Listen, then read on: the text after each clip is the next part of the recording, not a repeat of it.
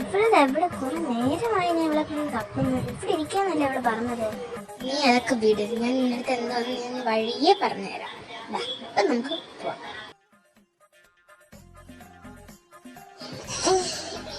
നേരം കേട്ടോ, എന്തായാലും എനിക്ക് പോവാനുള്ളതല്ലേ. ഇപ്പൊ ഞാൻ കേൾക്കാം. അയാളെ മുമ്പിൽ ഫസ്റ്റ് ഇംപ്രഷൻ കളയണ്ട.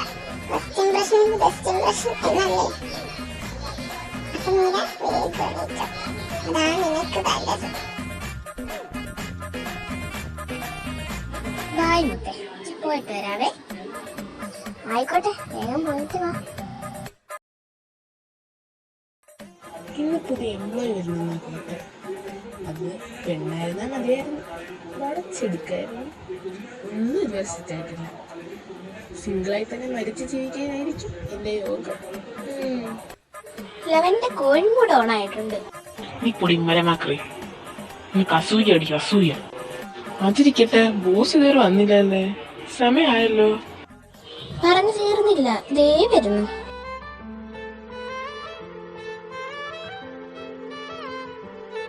ഇത് തന്നെയല്ലേ ഓഫീസ്? എന്റെ ദൈവങ്ങളെ എന്നെ കാത്തോളണേ. ഹായ്, താനാണ് പുതിയതായിട്ട് ഇവിടെ ചോദിക്കാൻ പോകുന്നത്? എനിവേ, എൻ്റെ പേര് ലിസ. തൻ്റെ പേരെന്താ? എൻ്റെ പേര് മീര. താനിവിടുത്തെ എംപ്ലോയി ആണോ? ആ, അതെ അതെ. ഹായ് മീരമോളെ, എൻ്റെ പേര് ഫെലിക്സ്. കുട്ടിക്ക് വേണമെങ്കിൽ എന്നെ ഫെലിക്സ് ഏട്ടാന്ന് വിളിക്കാം. സോറി, എനിക്കതിന് താല്പര്യമില്ല. മീര, നന്ദു, നീ ഉള്ളത് കൊണ്ട് മാത്രം ഞാൻ ഇവിടെ വന്നത്. നിന്നെ ഒരുപാട് മിസ് ചെയ്തടി. നീ നാട്ടിൽ ഇങ്ങോട്ട് വന്നിട്ട് എന്നെ വിളിച്ചിട്ടേ ഇല്ല. ഞാൻ നിന്നെ ശരിക്കും മിസ് ചെയ്തടി. അതിരിക്കട്ടെ, ഈ ബോസിന്റെ സ്വഭാവം എങ്ങനെയാ? പാവാണോ? പിന്നെ പാവാണോ? ഈ സിറ്റിയിൽ തന്നെ ഇത്രയും പാവമുള്ള മനുഷ്യൻ വേറെ കാണത്തില്ല. എനിക്ക് പാവാ അല്ലേ ലിസ? അതെ അതെ അതെ അതെ, പഞ്ചപാവാണ്. അതെ, പുതിയതായിട്ട് വന്ന ആള് ബോസ് വിളിക്കുന്നുണ്ട്. ഒന്ന് ക്യാമറയിലോട്ട് ചെല്ലു. എന്നാ ഞാൻ അങ്ങോട്ട് ചെല്ലട്ടെ. എന്താണെന്ന് ചോദിക്കല്ലോ. Yes, coming.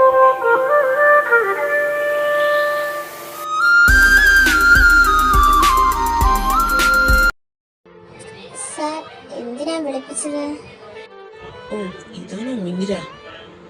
കണ്ടിട്ട് അങ്ങനെയൊക്കെ പറഞ്ഞായിട്ട് തോന്നേ ഇല്ലല്ലോ. എന്തായാലും എനിക്കറിയാം എന്തോ വേണമെന്ന്. ഇതെനിക്കറിയാലോ, ഇതൊരു ഓഫീസാണെന്ന്. സോ അതിൻ്റെതായ രീതിയിൽ തന്നെ ഇവിടെ വർക്ക് ചെയ്യണം, അല്ലെങ്കിൽ ഇവിടെ നിപ്പ ഇറങ്ങിക്കോണം. എന്താണെന്ന് വെച്ചാൽ തന്റെ തീരുമാനം ഇനി പറഞ്ഞാൽ മതി. പിന്നെ ഒരു കാര്യം, ഇവിടെ സമയത്തിന് വരെയും വേണം, എല്ലാ വർക്കും തീർത്തിട്ട് സമയത്തിന് പോവുകയും വേണം. ഒരു എക്സ്ക്യൂസും നടക്കത്തില്ല. എപ്പോഴും ലീവ് എടുക്കാനൊക്കത്തില്ല. തരുന്ന ഫയൽസൊക്കെ അതാ ദിവസം കംപ്ലീറ്റ് ചെയ്ത് എൻ്റെ ക്യാബിനിൽ എത്തിച്ചേക്കണം. പറഞ്ഞത് കേട്ടല്ലോ. പിന്നെ എന്നിൽ നിന്ന് ഒരു ദയം താൻ പ്രതീക്ഷിക്കണ്ട. എനിക്കെല്ലാം മനസ്സിലാവുന്നുണ്ടല്ലോ അല്ലേ മീര? താനെന്ത് സ്വപ്നലോകത്തിലാണോ? അല്ല സാർ, മനസ്സിലാവുന്നുണ്ട്. എന്നാ ഞാൻ അങ്ങോട്ട് പൊക്കോട്ടെ. Okay, you can go. ഞാൻ ആരാണ് അയാളെ വിചാരം? എനിക്ക് എന്തോ പറയാനാണ് വിചാരം. ഞാൻ ഫസ്റ്റ് ടൈം വന്നൊരു എംപ്ലോയി അല്ലേ, കുറച്ച് ദയോടെയൊക്കെ പെരുമാറിക്കൂടെ? ഇയാളെന്താ ഇങ്ങനെ? ഇയാളൊക്കെ ഇങ്ങനെ വീട്ടിലെല്ലാരും സഹിക്കുന്നു? പൊന്നോ, നമുക്ക് വായിക്കുന്ന എല്ലാം കേട്ടല്ലേ. സാറിന് എനിക്ക് അറിയാത്തോണ്ടാ. സാറെ നമ്മള് കാണുന്ന തൊട്ടേ മുമ്പേ ഇങ്ങനെ. സാറിന്റെ സ്വഭാവത്തിന് മാറ്റം എന്താണെന്ന് എനിക്ക് അറിയത്തില്ല. പക്ഷെ സാറിന്റെ അച്ഛൻ പാവായിരുന്നു. സാറിന്റെ അച്ഛൻ നടത്തി കൊണ്ട സമയത്ത് ഈ ഓഫീസ് നല്ല ഇതായിട്ട് പോയിക്കൊണ്ടിരുന്നത്. പക്ഷെ ഈ സാറ് വന്നതിന് ശേഷം ഈ ഓഫീസ് മുടുത്ത ശോക. നീയിപ്പോ പറഞ്ഞിട്ട് കാര്യമില്ല, നീയിപ്പോ സഹിച്ചല്ലേ ഒക്കെ. ഇങ്ങനെ സമയം ഒരുപാട് കടന്നുപോയി. വനിസാറിന്റെ ക്യാബിൻ്റെ അടുത്ത് തന്നെയാണ് മീരയുടെ ക്യാബിൻ. വനിസാർ കണ്ണടക്കാതെ മീരയെ തന്നെ നോക്കിക്കൊണ്ടിരിക്കുന്ന കണ്ടപ്പോഴത്തേക്കും മീരയ്ക്ക് എന്തോ പോലെ. അങ്ങനെ ലിസയും നന്ദുവിനെയും വിളിച്ചുകൊണ്ട് അവൾ ക്യാൻറ്റീനിലേക്ക് പോയി. ഭക്ഷണം കഴിക്കാൻ ടൈമായില്ലേ? വാ, ക്യാൻറ്റീനിലോട്ട് വാ. നന്ദു വാ. അവള് പോയോ? അല്ല, അവള് പോയതിന് ഞാനെന്തിനാ ടെൻഷൻ അടിക്കുന്നത്? ഓ, വരും. എനിക്ക് എന്താ പറ്റിയത്? നീ ആകെ ഡിസ്റ്റർബ്ഡ് ആണ്. ഇതോ എനിക്കൊരു കോഫി കൊണ്ടുവരുമോ? ഓക്കെ സാർ, ഇപ്പൊ കൊണ്ടുവരാം. എടി നീ ഇപ്പൊ എവിടെ താമസം? ഞാനിപ്പോ വയ്യയുടെ വീട്ടിലാണ് താമസിക്കുന്നത്. പക്ഷേ അവിടെ നിന്ന് ഇവിടെ വരാൻ ദൂരമുണ്ട് കേട്ടോ. എനിക്ക് നീ ഒരു കാര്യം ചെയ്യും, നീ നാളത്തോടെ എൻ്റെ വീട്ടിലോട്ടോ. അതാകുമ്പോൾ ഓഫീസിന്റെ അടുത്തും കൂടാ, നടന്നു പോകുന്ന ദൂരേ ഉള്ളൂ. നിനക്ക് ബുദ്ധിമുട്ട് വല്ലതും ഉണ്ടോ? എനിക്കെന്ത് ബുദ്ധിമുട്ട്? നീ അവിടെ വന്ന് നിൽക്കുന്നത് എനിക്ക് സന്തോഷമല്ലേ, എനിക്കൊരു കൂട്ടാവുമല്ലോ.